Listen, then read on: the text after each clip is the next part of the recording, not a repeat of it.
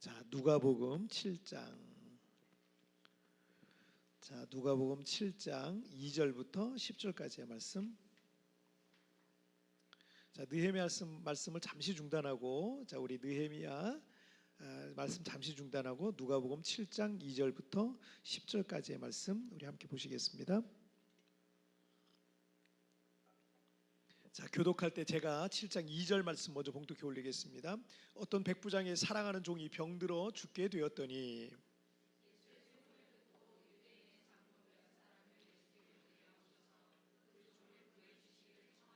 이에 그들이 예수께 나와 간절히 구하여 이르되 이 일을 하시는 것이 이 사람에게는 합당하니이다.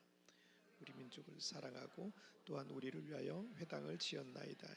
예수께서 함께 가실새 이에 그 집이 멀지 아니하여 백부장이 벗들을 보내어 이르되 주여 수고하시니 마옵소서. 내 집에 들어오심을 나는 감당하지 못하겠나이다. 그러므로 주께 나아가기도 감당하지 못할 줄을 알았나이다. 말씀만 하사 내 하인을 낫게 하옵소서. 10절까지죠. 8절 나도 남의 수하에 든 사람이요 내 아래에도 병사가 있으니 이더러 가라 하면 가고 저더러 오라 하면 오고 내 정도로 이것을 하라 하면 하나이다. 들으시고 그를 놀랍게 여겨 돌이키사 다른 무리에게 이르시되 내가 너희에게 이르노니 이스라엘 중에서도 이만한 믿음은 만나보지 못하였노라 하시다. 다 같이요. 보내었던 사람들이 집으로 돌아가 보매 종이 이미 나아 있었더라. 아멘. 자, 오늘 말씀 제목 읽겠습니다. 시작. 한계를 넘는 믿음. 다시 한번 시작. 한계를 넘는 믿음. 오래전에 제가 우연히 그 어떤 웹사이트에서 본 사진이 하나 있는데 그 자리에서 제가 그걸 다운을 받아서 제 폰에 저장을 해놓은 사진이 있습니다. 아마도 2004년 장애인 올림픽 육상 경기에서 한 오스트리아 선수가 뛰는 그런 모습인 것 같아요. 다리 하나를 잃었음에도 불구하고 의적을 한 상태로 웬만한 일반인보다 훨씬 더 빨리 달리는 육상 선수입니다. 이 사진은 제 핸드폰 사진 갤러리에 항상 보관되어 있어요. 핸드폰이 바뀌어도 항상 보관되어 있고, 그리고 가끔 한 번씩 이렇게 꺼내서 봐요. 이걸 보면서 또 도전도 받고, 나는 멀쩡한 사람이잖아요. 저런 자리에 이르기까지 왜 안 힘들었겠어요. 절단 수술한 다리에서 지속적으로 통증이 분명히 있을 거고요. 또 의족을 끼웠다 해도 저렇게 험한 운동을 막 이렇게 막 달리기를 하고 뭐 이러니 의족과 연결된 이 피부가 성할 날이 없을 거예요. 계속 뭔가를 발라주고 치료하고, 그리고 반대편 다리는 멀쩡한 다리는요, 이게 이 무게 중심이 또 거기 많이 쏠리게 되거든요. 그러면 또 이쪽이 관절이고 뭐 다리고 뭐 계속 아파 올 수밖에 없는 거예요. 그뿐 아니라 여러분, 나에게 한계라고, 이런 상황에서 이런 조건에서 나에게 한계라고 생각되는 그런 일들이 얼마나 많겠습니까, 살면서. 그러나 여러분, 마가복음 9장 23절 말씀 읽어볼까요? 시작. 예수께 앞에서 어떤 사람들은 내가 과연 할 수 있을까? 이런 나약한 생각으로 일찌감치 이 도전을 포기하기도 합니다. 이렇게 도전을 포기하면요, 그의 인생 속에는 어떤 일도 안 일어나요. 그리고 한계를 넘어선 그 사람들의 이 간증을 들으면서 평생 저 사람은 좋겠다 하면서 부러워만 하면서 인생을 마치는 거예요. 하지만 우리 예수님은 믿는 자에게는 능치 못할 일이 없느니라 라고 말씀하셨습니다. 불가능이라는 것은요, 나약한 사람들의 핑계에 불과합니다. 나는 약해도, 나는 경험이 부족해도, 나는 가진 게 없어도 예수님께서 나와 함께 하심을 믿으시길 바랍니다. 주님께서 나에게 힘과 지혜와 능력이 되어 주실 것입니다. 여러분, 그 믿음으로 우리 앞에 있는 한계라고 생각되는 것들 돌파해 나가시기를 바랍니다. 자, 그럼 믿는 자에게는 능치 못할 일이 없다 하셨는데, 우리 앞에 있는 이 한계를 넘는 믿음이라는 게 이게 뭘까? 우리는 어떤 한계들을 깨트려야 기적을 일으키는 그런 주인공이 될 수 있을까? 오늘 본문을 통해서 우리가 좀 살펴보도록 하겠습니다. 자, 첫 번째 주제 시작. 작은 믿음에 머물지 말라. 다시 한번 시작. 예수님께서 태어나신 곳은 다윗 왕의 고향이죠. 베들레헴입니다. 베들레헴, 예루살렘 근처에 있어요. 그리고 그곳에서 북쪽으로 약 한 150km 올라가면은 갈릴리 지역이 시작되거든요. 그 갈릴리 지역에 이제 서남 쪽에 위치한 나사렛이라는 곳에서 예수님께서 자라나셨어요.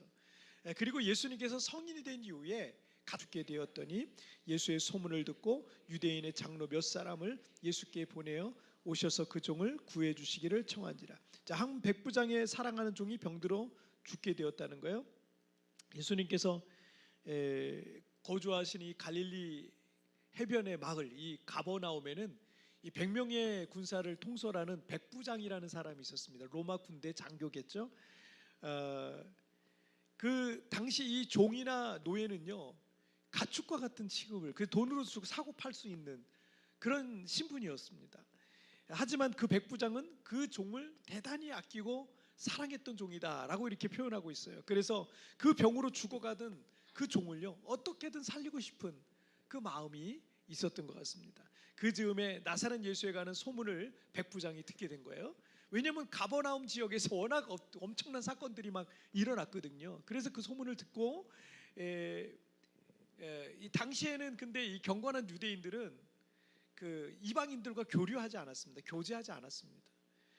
그래서 이 백부장은 이방인인 자신이 직접 예수님께 부탁하기보다는 그 마을의 그 유대인 장로들을 통해서 예수님께서 오셔서 이 백부장이 그 종을 좀 치료해 주십사 하고 부탁을 했던 겁니다. 자, 백부장이 이 가버나움에서 들었던 소문들이 어떤 소문이었어요? 회당의 더러운 귀신들을 치료했던 장면이 나오고요. 시몬 베드로의 장모의 열병을 치유해 주셨고, 온갖 병자들과 귀신들을 치유해 주셨고, 나병 문둥병 들린 사람을 치료해 주셨고, 침상째 달아내린 이 중풍병자를 치료해 주시기도 했고요. 안식일에 손 마른 사람을 치료했다는 게 이 누가복음 7장 이전에 나타난 가버나움에서의 여러 가지 치유의 사건들, 그리고 가버나움 근교에서 일어난 사건들이었습니다. 한 사람만 건너면 다 아는 사이. 그 마을에선 누구누구 아무개 뭐 누구누구 아무개 뭐 옆집 뭐 이런 식으로 한 사람만 건너면 다 아는 사이인데, 그 근처에서 일어난 이 사건들에 대한 어떤 기적들, 이런 기적들에 대한 소문들을 이 백부장이 듣게 된 겁니다. 그래서 그가 사랑하는 종도 예수님께서 기도해 주시면, 우리 집에 오셔서 예수님이 기도해 주시면 나을 것이라는 이 믿음을 갖게 된 겁니다. 그런데 누가복음 5장 13절에 보니까 나병 환자를 고치실 때 예수님께서 손을 내밀어 그에게 대시며 이르시되 내가 원하노니 깨끗함을 받으라 하신데 나병이 곧 떠났다라고 하셨고요. 또 예수님께서 나병 환자에게 손을 대시면서 말씀하셨다라는 내용이 나오잖아요. 그런데 손 대시면서 기도해 주시니까 불치병인 나병이 고쳐졌어요. 당시 불치병이었죠. 자, 마태복음 8장 15절에서 뭐라고 되어 있어요? 그의 손을 만지시니 열병이 떠나가고 여인이 일어나서 예수께 수종들더라는 표현이 있는데, 베드로의 장모의 열병을 고칠 때예요. 가버나움 지역입니다. 그때도 그의 손을 만지시니 열병이 떠나갔다라고 기록하고 있어요. 예수님께서 나병 환자를 치유하실 때도, 시몬의 장모의 열병을 고치실 때에도 다 손을 대시면서 치유해 주셨기 때문에 백부장은 예수님께서 그의 집에 오셔서 이렇게 손을 대시고 기도해 주시면 나을 것 같다라는 이 믿음이 생겼던 거죠. 어쩌면 백부장의 믿음은 그냥 초보적인 믿음입니다. 순수한 초신자의 믿음이죠. 그래서 백부장은 소문에 들었던 것처럼 예수님께서 오셔서 꼭 손을 얹고 이 사랑하는 종을 고쳐주십사 부탁을 드렸던 거예요. 자, 물론 여러분 초보적인 믿음이라도 하나님께서 그 믿음을 보시고 기적과 역사도 다 일으켜 주세요. 그래서 여러분 초신자 때 기도하면 응답이 되게 잘 되는 거 아시죠? 초신자 때 기도하면 응답이 엄청 빠르고 엄청 잘 되고 막 이런 경우가 있어요. 하나님께서 그냥 쉽게 잘 일이 풀리게 해주셔서 막 초신자분이 교회 오셔가지고 목사님 이런 일이 일어났어요, 이런 일이 일어났어요, 뭐 이런 간증을 해주시는 경우가 많아요. 그런데 여러분 생각해 보세요. 초신자 때 믿음이 없으니까 초신자잖아요. 근데 왔는데 되는 일이 하나도 없어. 그 교회 나오겠어요? 안 나와요. 안 나와. 그런 것조차도 없으면 초신자는 믿음 갖기가 너무 어려워요.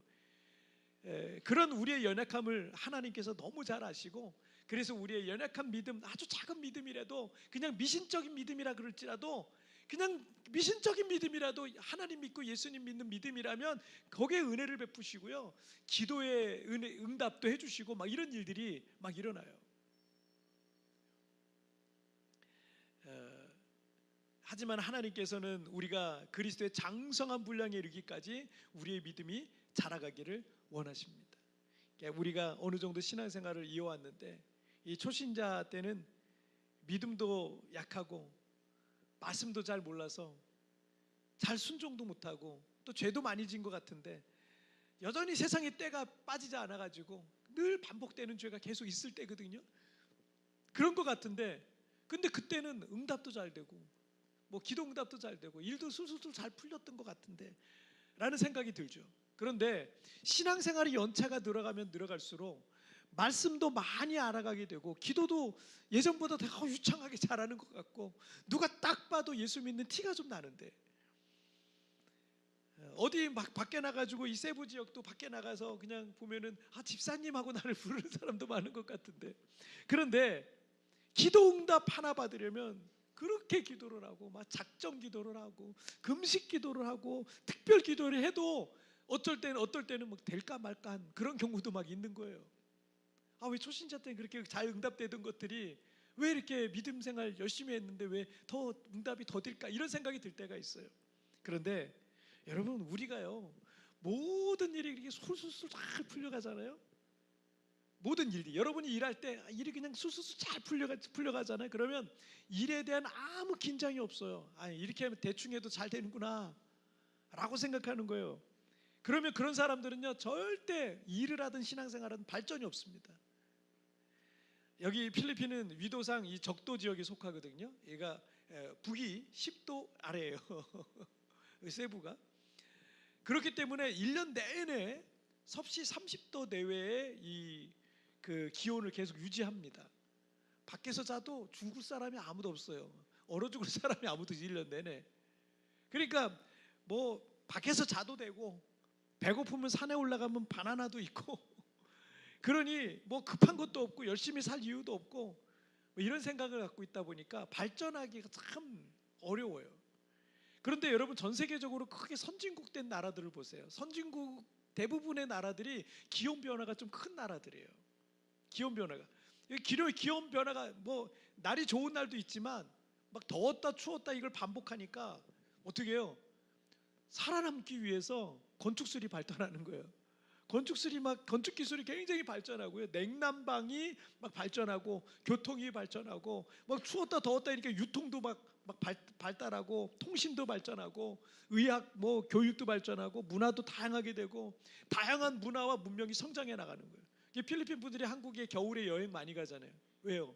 눈 보려고 스키장 한번 가보려고 TV에서 보던 거 한번 보려고 이 다양한 문화들이 또 존재하는 거예요. 어떤 책에 보니까 재미난 이야기가 있더라고요. 어떤 낚시꾼이 오른손에는 낚싯대를 들고 왼손에는 25cm짜리 자를 들고 낚시를 하고 있었어요. 그런데 이 고기를 잡을 때마다 자로 물고기의 길이를 재서 25cm보다 크잖아요. 그리고 버리는 거예요. 반대죠. 원래는 낚시할 때 큰 고기는 담고 작은 고기는 놔주잖아요. 25cm보다 크면 버리고 그보다 작으면 아이스박스에 자꾸 담는 거예요. 그 참 이상한 사람이다 생각해서 그걸 보던 사람이 이상하게 생각해서 그 낚시꾼한테 물었어요. 그랬더니 낚시꾼이 뭐라 그러냐면 우리 집 프라이팬이 지름이 25cm예요. 이거보다 크면 먹을 수가 없어가지고 그래서 버려요. 이렇게 얘기를 했다는 거예요. 우스갯소리겠지만 이런 사람이 어디 있겠어요. 우스갯소리겠지만 여러분 이 이야기의 마지막에 이런 글이 있어서 여러분들과 좀 나누고 싶어요. 그 낚시꾼은 25cm 인생을 살고 있었다. 편견과 아집에 사로잡혀 있다면 25cm 인생을 사는 것이다. 그래서 우리가 기도해도 빨리 응답되지 않는 또 문제가 있지만 여러분 그건요 하나님께서 우리가 25cm 인생을 살지 말고 더 크고 영광스러운 인생으로 우리를 이끌어가고 계시는 것을 믿으시길 바랍니다. 여러분 기도 응답되지 않기 때문에 우리가 기도하는데 기도 응답되지 않기 때문에 어떻게 해요? 왜 기도가 응답되지 않지? 문제가 뭘까? 혹 나에게 죄가 있는 건 아닐까? 내 기도가 잘못되었는가? 하나님께 내가 무엇을 잘못했는가? 혹 이 일을 향한 하나님의 뜻은 혹시 무엇이 있는가? 라는 것을 우리가 자꾸 생각하는 거예요. 이런 걸 묵상하고 또 기도하고 하나님의 은혜를 구하면서 우리는 어느 순간 25cm 인생의 신앙에서 점점 더 자라가고 발전해 나가고 있는 거예요. 그전에는 교회 다니면 하나님 주세요 그러면 주시고, 그러면 호호 그러고 좋아하고, 또 안 되면 또 막 절망하고, 또 주세요 그러면 또 주시고, 이게 하나님의 전부라고 생각했는데 어느 순간 25cm 이상 되는 거예요. 내 신앙의 크기가 커지기 시작하는 거예요. 얼마 전에 그 2013년 제 개척했을 때, 교회를 개척했을 때 조그만 그 공간에서 교회를 우리가 개척을 했는데, 우리 교회 목회 자료를 제가 그때 그 자료를 궁금해서 한번 좀 찾아봤어요. 찾아봤더니 그때 제가 되게 열심히 했더라고. 목회 자료가 엄청 꼼꼼하게 잘 돼 있더라고. 뭐 매달마다 출석 이것도 제가 다 해놨더라고. 그래프로 막 다 해놨더라고. 저도 오랜만에 이 자료 보고 제가 깜짝 놀랐어요. 3월 달에 개척을 했거든요. 저희 집에서 시작을 했거든요. 3월 달에 개척했는데 5개월, 6개월마다 주일 예배 출석이 100명이 넘었어요. 5개월, 6개월 만에. 5, 6개월 만 반년도 안 돼서 100명이 출석을 하는 거예요. 제가 깜짝 놀랐어요. 그래서 그때 저는 목회는 그냥 그렇게 잘 되는 건 줄 알았어요. 그냥 교회 문만 열고 간판만 달아놓으면 교회는 그렇게 잘 되고 교회는 그렇게 성장하는 줄 알았어요. 하지만 하나님께서 저와 우리 교회가 25cm짜리 믿음에 머물기를 원하지 않으셨어요. 그 즈음부터 교회에 여러 가지 어려움들이 막 생겨나기 시작했어요. 그것 때문에 저는 매일 눈물로 기도할 수밖에 없더라고요. 하나님께서 교인들 숫자가 늘어나는 걸 그냥 마냥 기뻐하시지만은 않아요. 그 당시 하나님께서 정말 관심 갖고 계셨던 건요, 우리 교회도 교회였지만 저였어요. 목사인 저에게 관심을 갖고 계셨어요. 고난이 없었다면 저 역시도 기도하지 않고서도 목회가 얼마든지 잘 될 거라고 생각했을 거예요. 가장 위험한 게 뭔지 아세요? 기도하지 않고 잘 되는 게 가장 위험해요. 여러분, 스펄전 목사님은 마른 눈을 가지고는 천국에 갈 수 없다라는 말씀을 하셨어요. 그 고난을 통해서 하나님은 저를 만들어 가시더라고요. 목사라는 사람을 만들어 가시더라고요. 만들어 가시고 우리 교회를 세워 가셨고, 저와 우리 교인들을 기도하는 사람으로 훈련하셨던 거예요. 그래서 그 당시에는 참 힘들고 불안하고 어려운 시련의 기간이었지만 저는 그때를 돌아보면 하나님께 감사한 마음이 참 큽니다. 왜냐하면 그런 기간이 아니었다면 저와 우리 교회가 기도하는 믿음의 깊이와 넓이가 지금과는 많이 달랐을 거예요. 지난 주간에 우리 교회 개척 예배 때부터 함께했던 우리 집사님하고 식사를 잠깐 했는데 교제할 기회가 있었어요. 우리 집사님은 그때 완전 초신자였어요. 30대 젊은 완전 초신자, 애기 엄마 막 이랬단 말이에요. 그런데 우리 교회에 대해서 아무것도 모르는 거예요. 저랑 와서 제가 이제 개척을 했잖아요. 그냥 막 초창기에 왔으니까 우리 집사님도 그때는 이제 뭐 자매님이라 그랬는데 아무것도 모르요. 제 아내 보고 사모님이라고 불러야 되는 것도 몰라요. 그냥 동네 언니라고 생각했다고 이렇게 생각을 했을 정도로 교회에 대해서는 정말 아무것도 모르던 시절인데 참 많은 시련과 신앙이 그런 연단의 기간이 우리 집사님을 그 기간에 참 단련하셨어요. 그 사이 신앙과 인격이 많이 이제 성숙해지셨죠. 집사님이 지나간 세월을 추억하면서 우리 교회 얘기를 하시면서 저한테 이런 얘기를 하시더라고요. 목사님이 모래 하나하나를 모아가지고 그 뭉쳐지지 않는 모래 하나하나를 모아서 벽돌을 만들고 그 벽돌로 교회를 세워갔던 거를 누가 알까요? 사실 본인 얘기이기도 해요. 우리 집사님도 그랬거든요. 근데 저 역시도 이제 저를 보면서도 그렇게 느껴지셨나 봐요. 여러분, 모래를 모아서 벽돌을 만드는 게 모래는 안 모아지잖아요. 얼마나 힘들어요. 그건 어려운 거예요. 불가능한 거예요. 근데 원래는 잘 모아지지 않는 건데 고난과 시련 속에 기도의 시멘트가 섞이니까 이게 벽돌이 되고 주님의 성전으로 세워져 가더라고요. 11년 전 완전 초신자였던 우리 집사님에게 인생을 보는 관점, 교회를 보는 관점, 이런 것이 더 깊어진 모습을 보면서 제가 참 감사했어요. 제가 목회를 헛하진 않았구나 이런 생각도 들고, 우리 집사님 그래도 그 사이에 많이 성장하셨구나라는 생각이 제가 참 뿌듯하고 감사했습니다. 우리 교회나 우리 집사님 사업체나 모든 게 쉽게 됐다면 여러분 25cm 신앙에 머물러서 지금 이런 얘기는 나누지도 못했어요. 여러분, 작은 믿음에 머물지 마세요. 지금 나를 단련하시고 연단하시는 그 하나님의 손길에 순종하면서 나가시기를 주님의 이름으로 축복합니다. 자, 우리 두 번째 주제 보실게요. 시작. 믿음의 한계를 깨트려라. 다시 한번 시작. 믿음의 한계를 깨트려라. 자, 우리의 믿음이 어떤 한계를 넘어가기 위해서 첫 번째로 해야 되는 게 뭐라고요? 작은 믿음에 머물지 말라는 거예요. 우리가 언제까지나 25cm짜리에 만족하면서 그게 믿음의 전부인 것처럼 그렇게 살면 안 된다는 거예요. 지금의 상황에 만족하지 않는 것, 저는 이거를 거룩한 불만이라고 말하고 싶어요. 거룩한 불만. 불만족이라는 말은요, 부정적인 단어에 속하죠. 어떤 일과 상황에 대해서 불만이 있거나 어떤 사람과 행동에 대해서 불만족하다는 것은요, 뭐 그렇게 좋은 분위기는 아니잖아요. 하지만 그 단어들 앞에 붙는 거룩한이란 단어에 저는 좀 포커스를 맞췄으면 좋겠어요. 거룩한이란 말은요, 영적으로 또 긍정적이고 선한 뜻을 갖고 있잖아요. 그런 단어이기 때문에 거룩한 뒤에 불만족 이런 단어가 붙으니까요, 이 문장이나 이 단어가 아주 긍정적이고 새로운 의미로 우리가 받아들일 수가 있는 거예요. 긍정적인 의미로. 자, 여러분 6절 말씀을 한번 보실게요. 시작. 예수께서 함께 가실새 이에 그 집이 멀지 아니하여 백부장이 벗들을 보내어 이르되 주여 수고하시지 마옵소서. 내 집에 들어오심을 나는 감당하지 못하겠네. 분명 백부장은 가버나움의 이 장로들을 통해서 예수님께서 그의 집에 오셔서 병들어 죽어가는 종을 치료하시길 그렇게 부탁드렸어요. 그래서 예수님께서도 그 신방 요청을 받고 지금 백부장의 집으로 막 가고 있는 중이었어요. 그런데 그 사이에 백부장의 마음에 거룩한 불만이 생긴 거예요. 자기 자신에 대해서, 자기 믿음에 대해서 거룩한 불만이 하나 생긴 겁니다. 아, 이건 아니지. 이방인인 내가, 당시 이방인과 유대인은 교류를 안 했으니까 이방인인 내가 뭐라고 예수님을 우리 집으로 오라가라 하겠나? 내가 지금 무슨 짓을 하고 있는 건가? 거룩하신 분이 죄인의 집에 들어오시는 것을 나는 감당할 수 없다라고 말하고 있는 겁니다. 제가 더 젊은 목사였을 때, 30대 아주 젊은 목사였을 때 어떤 연세 많으신 권사님, 수십 년간을 신앙생활하신 그 권사님 한 분이 저한테 이제 신방을 받게 돼서 대신방을 받게 됐는데, 그 권사님은 형편이 좋지 않은 그런 가난한 지역에 살고 있는 그런 권사님이셨습니다. 제가 신방을 갔더니 이런 말씀하시는 거예요. 목사님 신방 받으려고 오늘 제가 방에 도배를 했어요. 이러는 거예요.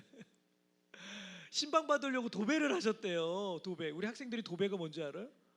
도베르만 아니에요? 강아지 이름 아니고 이 벽지 바르는 걸 도배라 그래요. 그걸 하셨다는 거예요. 제가 경험도 없는 그 젊은 목사였음에도 불구하고 우리 권사님은요, 마치, 아니 목사님이 나이가 어리든 뭐 경험이 많든 상관없이 마치 하나님께서 당신의 집을 방문하시면, 왜 말씀을 들고 방문하는 거니까 목사님들이, 그러니까 그런 심정으로 신방을 받고 계셨어요. 그 젊은 목사인 제가, 경험도 없는 목사인 제가 얼마나 송구했는지 몰라요. 이방인 백부장은 예수님에게 이 신방 요청을 해놓고 보니 자신의 믿음이 참 부족했다라는 생각이 들었던 거예요. 자, 그래서 여러분 7절 말씀을 보실게요. 시작. 그러므로 내가 주께 나아가기도 감당하지 못할 줄을 알았나이다. 말씀만 하사 내 하인을 낫게 하소서. 아멘. 자, 여기 한 가지 특이한 부분이 있는데, 내 하인을 낫게 하소서라는 표현인데요, 2절에서는 종이란 표현이 헬라어로는 둘로스거든요. 둘로스는 그냥 종 노예예요. 생명에 대한 결정권이 자기 자신에게 없고 주인의 뜻에 자기 자신을 전적으로 맡기는 사람을 보통 둘로스라는 단어를 써요. 그런데 여기 7절에서 백부장은 종 대신에 하인이라는 단어를 쓰잖아요. 하인이라는 단어를 쓰고 있는데 헬라어에서는 파이스라는 단어예요. 이 종 하인이라는 뜻도 있는데, 근데 여기에 어떤 뜻이 더 있냐면 소년 혹은 아들이라는 뜻도 있어요. 그러니까 이 백부장이 그 종을 어릴 때부터 아마 가까이 했을 수도 있고 정말 아들처럼 생각하는 아끼는 종이었다, 하인이었다라는 것을 우리가 짐작해 볼 수 있겠죠. 자, 이어서 8절 말씀도 보실게요. 시작. 나도 남의 수하에 든 사람이요 내 아래에도 병사 가고 저더러 오라 하면 오고 내 정도로 이것을 하라 하면 하나이다. 이 죄인이며 이방인 백부장인 이 자신도 부하들에게 말로 다 한다는 거예요. 말로 이 모든 일을 다 하는데 예수님께서 직접 오셔서 손을 얹고 기도하지 않으셔도 원격으로, 멀리서 원격으로도 말씀만 하셔도 고쳐주실 수 있다라는 믿음을 갖게 된 겁니다. 자, 9절 말씀을 보실게요. 시작. 예수께서 들으시고 그를 놀랍게 여겨 돌이키사 따르는 무리에게 이르시되 내가 너희에게 이르노니 이스라엘 중에서도 이만한 믿음은 만나보지 못하였노라 하시더라. 자, 백부장은 예수님께서 감탄하실 만한 믿음을 갖고 있었던 겁니다. 사람들이 믿음이다라고 생각했던 이게 믿음이다 그런 초보적인 믿음에서 벗어났어요. 그리고 믿음의 한계를 깨트린 거예요. 놀랍죠. 여러분 코이라는 물고기 보신 적 있죠? 저기 여기도 일식집 가면 거기도 있던데, 코이라는 그 물고기 일본 말로 비단잉어란 뜻이래요. 비단잉어 이 코이인데, 그런데 이 코이는 물의 양과 깊이를 체크하면서 확 돌아다니면서 물의 양과 깊이를 체크하면서 거기에 맞게 성장 호르몬을 분비한다는 거예요. 놀랍죠? 굉장히 신비한 잉어인데 그걸 조절해서 자신의 몸의 크기에 따라서 자신의 몸집을 키우거나 줄인대요. 줄이진 못하겠죠. 근데 그 사이즈에 맞게 자기 몸을 조절한다는 거예요. 그래서 작은 어항에 있을 때는요 10cm 이하로 안 큰대요. 작은 어항에 두면 10cm 이하로 그냥 평생을 그렇게 사는 거예요. 근데 연못 같은 데 있잖아요. 조금 더 큰 연못 같은 데 두면 한 30cm까지 자란대요. 30cm까지. 굉장히 놀랍죠. 10cm짜리가 30cm짜리가 되는 거예요. 연못이 크니까. 자, 그런데 여러분 그 코이를 강물에 풀어두면 어떻게 되는지 아세요? 1m 이상 자란대요. 강물에 풀어두면. 이게 코이라는 물고기의 특징이래요. 굉장히 신비한 물고기인데, 자, 이걸 그래서 이제 학자들은 코이의 법칙이라고 얘기를 하기도 해요. 어떤 사람의 마음에는 항상 작은 어항에만 머물다가 그 인생을 마감하는 사람도 있어요. 하지만 어떤 사람은 그 한계를 깨트리는 거예요. 우리가 믿는 하나님은 천지에 충만하신 하나님입니다. 그분에게는 불가능이 없으신 하나님입니다. 여러분 자신의 믿음을 어항에 가두지 마시고요, 하나님께 두는 사람은요 25cm 인생에서 벗어나서 하나님의 수준으로 살아가는 인생이 될 것입니다. 그래서 여러분 우리가 잘 아는 이 빌립보서 4장 13절에서 내게 능력 주시는 자 안에서 내가 모든 것을 할 수 있느니라 라고 말씀하신 거예요. 제가 아까 우리 학생들 맨 뒤에 앉아 있길래 야 너희들 이 가운데로 와, 그래서 제가 가운데 앉았어요. 그 이유가 여러분 맨날 저 구석에만 앉고 맨 뒤에만 앉고 계속 구석 자리만 잡고 그러면 인생이 변두리에 산다니까. 농담이지만 늘 중심이 그런 거예요. 교회 와서도 앞에 딱 앉아야지, 중심에 딱 앉아야지. 그래야 인생의 주인공이 될 수 있는 거예요. 누구한테 끌려가는 인생이 아니라, 그냥 따라가는 인생이 아니라 내가 인생의 주인공이 될 수 있는 거예요. 여러분 그런 마음과 가치를 가지고 살았으면 좋겠어요. 맨날 구석진 자리만 노리지 마세요. 좋은 자리 아니에요. 예? 다음부터 지금 오늘 끝에 앉은 분들 다음부터 앞자리 앉으세요. 교회 생활도 그래요. 신앙생활도 그래요. 맨날 변두리에만 있다가 보니까 그 사람의 인생 속에, 그 사람의 신앙생활 속에 어떤 역사도 없는 거예요. 간증할 것도 없는 거예요. 믿음의 중심으로 들어오시길 바랍니다. 자, 11월에 우리 교회에서 큰 행사를 준비하고 있는데 필리핀 전국에 있는 한인교회 목사님들을 초청해서 우리 교회에서 필리핀 기도자 학교라는 걸 해요. 한국에서부터 이제 강사, 제가 섬기했던 교회 목사님이 오세요. 강사가 오시고 많은 중보 기도자들도 함께 동행을 할 겁니다. 몇십 명이 이제 같이 올 거예요. 한국도 그 마찬가지겠지만 코로나 이후에 필리핀에 있는 한인 교회들은 많이 어렵습니다. 교회가 문 닫은 데가 많아요. 한인들이 많이 철수해서 교회가 문 닫은 데가 많고, 그나마 남아 계신 분들도 성도들이 많이 줄고 그래서 굉장히 힘든 상황 속에 우리 목사님들이 계십니다. 이런 시기에 하나님께서 우리 교회 이 목사님들을 초청해서 함께 기도하면서 이 시련의 상황들을 믿음으로 우리가 함께 돌파해 나가고자 하는 그런 기도 세미나를 우리가 준비하게 됐어요. 그런데 여기 여러 가지 행정적인 준비도 필요하겠지만 무엇보다도 여러분 기도의 준비가 필요한 거예요. 뭐 완벽하게 갇혀 있으면 뭐예요? 성령님이 역사하시지 않고 하나님이 역사하지 않으면 아무 의미 없는 거예요. 그래서 기도가 필요한 거예요. 기도가. 그런 생각이 들어서 그래서 10월 7일 다음 주죠. 이번 주 내일 말고 한 주 지나서 10월 7일 월요일부터 11월 15일 금요일까지 40일입니다. 이 40일 동안 AM, PM 40일 특별 기도에 믿음으로 한계를 돌파하라라는 주제를 가지고 우리가 40일 기도를 할 거예요. 이 40일 기도는 뭐냐면 아침 8시에 우리 아침 기도회 원래 있잖아요. 그거 그냥 계속 하는 거예요. 하는 건데 아침 8시 그다음에 12시간 뒤인 저녁 8시에 또 있어요 집회가. 그래서 저도 힘들어요. 설교도 2번 해야 되고 설교도 2편 준비해야 되고 하루에 2편씩 준비해야 되고 전 죽었어요. 이제 큰일 났어요. 이제 그래서 저도 힘들어요. 힘든데 저에게도 큰 도전이 되는 거죠. 뭐 체력이 안 되고 시간도 부족하고 능력이 안 될 수도 있어요. 제가 체력이 남들보다 그렇게 좋지 않은 걸 저도 정말 잘 압니다. 하지만 여러분 우리가 그런 한계들을 자꾸 깨트려 갈 때 우리의 인생의 한계도 넘은 역사가 나타나는 거예요. 한국과 다른 열악한 상황의 이 세부에 살면서 이것도 안 된다 저것도 안 된다 이것도 힘들다 저것도 힘들다 뭐 되는 게 없다 이러면서 아무것도 안 하면 정말 그의 인생에는요 아무 일도 안 일어나는 거예요. 코이처럼 작은 어항 속에 갇혀가지고 10cm짜리 인생으로 욕하는 거 아니에요?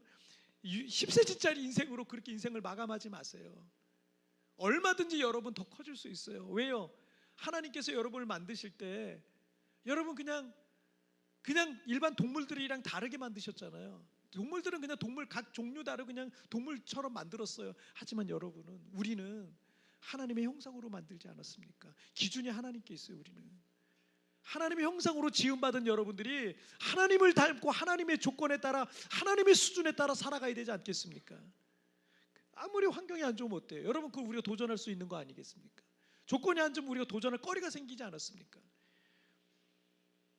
여러분 작은 어항에 있는 코이 물고기처럼 그 수준에 만족하지 마시고 그 한계를 깨고 불가능을 돌파하는 큰 믿음의 사람이 되길 축복합니다.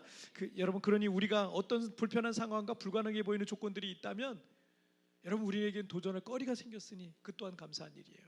여러분 앞에 문제가 있다면 도전할 거리가 생겼으니 감사한 일입니다. 우리가 믿는 하나님은 하늘과 땅을 지으신 창조주 하나님이세요.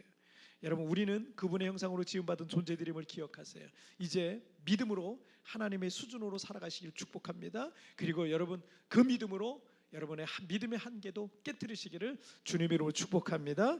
자 오늘 말씀 정리해 볼게요. 2가지 말씀 나눴어요. 시작. 작은 믿음에 머물지 말라. 믿음의 한계를 깨트려라. 다시 한번 시작. 작은 한계 말라. 믿음의 한계를 깨트려. 여러분 그렇습니다. 우리가 믿음이라고 생각하는 거 여러분 교회 다니면서 내가 믿음이 있다고 생각하고 교회 다니면서 내가 믿음이라고 생각했던 것들 여러분 믿음 아닐 수도 있습니다. 언제까지나 지금 교회 다닌 지 얼마나 되니 지금 여러분 교회 얼마나 많이 다녔어요. 왜 거기에 계속 머물러 계세요? 거기에 머물러 계시지 마요. 여러분 10cm짜리 인생 되는 거예요. 후라이팬 작다고 25cm에서 머무르면 안 되잖아요.